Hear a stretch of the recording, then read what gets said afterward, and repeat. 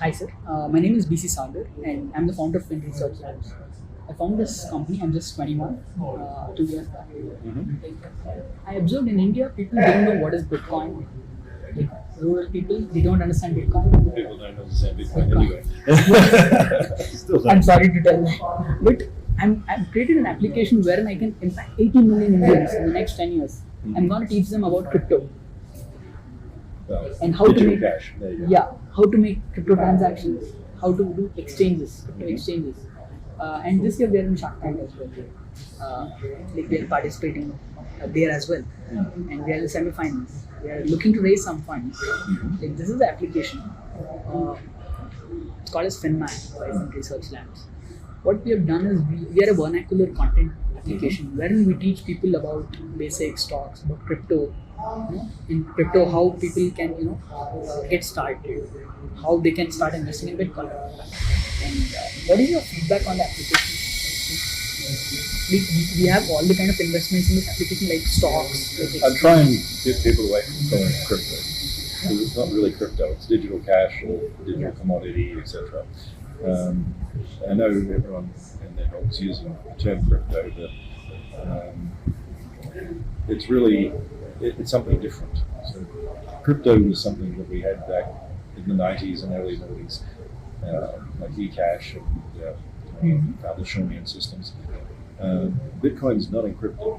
It's different in that it's traceable, that it's able to be found anywhere, followed. It's secure because of different reasons. So we have integrated with various trading platforms. Wherein we can do crypto exchanges as well and stock exchange. How we can integrate all of them in one single platform. Tomorrow, what I possibly feel is we can do stock trading using cryptos. That is the game changer tomorrow. That's also going to happen in the next few years. yeah, well, I mean, I know we can do it. I don't think it's a good thing. I mean, that's my personal opinion, not the other. I know people will end up doing this because I say it's not a good thing because there are a lot of uninformed investors, in inverted commas, that end up getting burnt by the guys who are big. Yeah. And that's the problem with all of this. Like the Robin Hood type thing. I mean, it sounds great, democratizing finance, etc., but it doesn't democratize finance. It sucks money out of poor people and rich people. So, what is your opinion about India's cryptocurrency in India? We'll call it digital cash again. I'm not using the crypto. My opinion is that we have now 1.4 billion people, many of them without bank accounts. Difficulty in getting cash. Some villages don't have money coming in very often, which makes things tight. If you don't have physical cash and you don't have a bank account, then turning over money and getting it into a community can be difficult. And, that's a problem that many people in the West don't understand at all. I mean, you talk to an American and you go, well, we don't have any money here. And they go, just go to the bank. I mean, well, you don't have any, no, we have people own things, but we can't get physical cash in. You just use your bank account, use your credit card, except that doesn't work. So where you have Bitcoin, of course, if there's a problem and you need money in quickly, you can securely do that, and not having the stagecoach come and bring the cash and have it have money transmitted instantly where it's needed. So that opens up all sorts of opportunities. Also, I mean, there are lots of people here who travel around the world working. Not only within India but overseas as well. There's a lot of people go off overseas to Canada or America and want to be able to send money back, or even money that could work from home. So if we think about how we can open this up, if you could have people easily sort of send and communicate from India for all sorts of different areas, like whether they're doing editing work, whether they're doing code review, whether they're writing programming, whether they're doing graphic arts design. Agriculture is the major source of income in India. So how do you think agriculture is revolutionized using Bitcoin? This is where I actually do see opportunities for trading. Yeah. So agriculture needs to modernize. I'm sorry, but Gandhi did a terrible disfavor in this country by trying to make everyone rural and backwards and spin at home and do all this stuff in the village. I mean, that just leads to starvation. I mean, 100 million people can be supported now in that sort of industry if you're lucky without famine. But then a famine will come and you've got 1.4 billion, so it ain't going to work. It's a dystopian dream of sort of a world that never really existed. Wouldn't it be nice if we all lived in the village and were happy? But, so you can modernize agriculture, which will provide more food.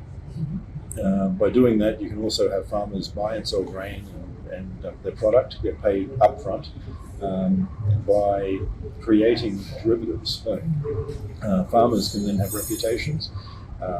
In this 10-acre plot, this farmer could grow certain vegetable products. He can now start selling them as a specialist to restaurants in different areas, improving the quality of food. So this happens in America already. So you get small farmers who produce for specialized restaurants or other such things, so that people have high quality food. On top of that, you rather than having the waste, you know what will be delivered, and you've sold it up front, so you know that this is what I'm selling, this is what I need to do, and it makes much more. Yeah, it reduces the risk for the farmers. So you can argue that on the good times, when the prices are right, they don't get as much money, but at the bad times, they do. So it just evens things out. And I saw that Ukraine is sustained only because of the Bitcoin transactions. People are donating to Ukraine, and Ukraine is able to save itself from the.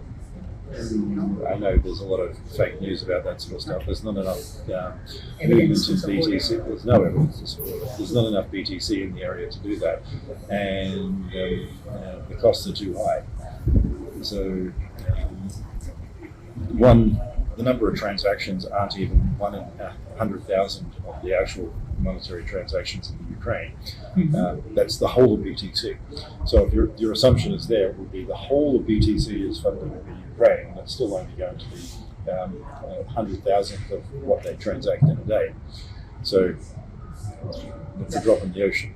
On top of that, the fees are too high. How do you get things in and out? So lots of BS. It's like, what do you think about the gas fees that these platforms are charging? Should it be free or they need to charge them? I don't do gas fees, so you don't support gas fees? I'm not Ethereum. Okay, that's great. Like some other platforms are having gas fees and all these transaction fees. But Bitcoin is really great in that sense. Bitcoin it's never meant to be that way. So yeah, and you're also addressing the sustainability goals by doing, right? My sustainability goals are making a system that is sustainable. Now, people will go on about things like carbon credits and whatever else, but the reality there is electricity costs money, and I don't really care whether people like it or not. My answer is minimise the cost and maximise the benefits. The more transactions you get per unit of electricity, the better. It'll keep the greenies happy anyway, not that I can. Because if you have like larger blocks, the amount of electricity per transaction, it just goes down. So, can you give our viewers a message? Can you give our viewers a message that a message for Indians to use Bitcoin? Well, what I'd like to see is people actually using Bitcoin, not hoodling, not saving, not investing, not speculating, but using, buying, selling, creating things. Make something productive. Be a creative economy. Be a creator, and use this to actually build and fund yourself. Thank you. Thank you so much. It was a great message by you, and I had a great time in the music. Thank you.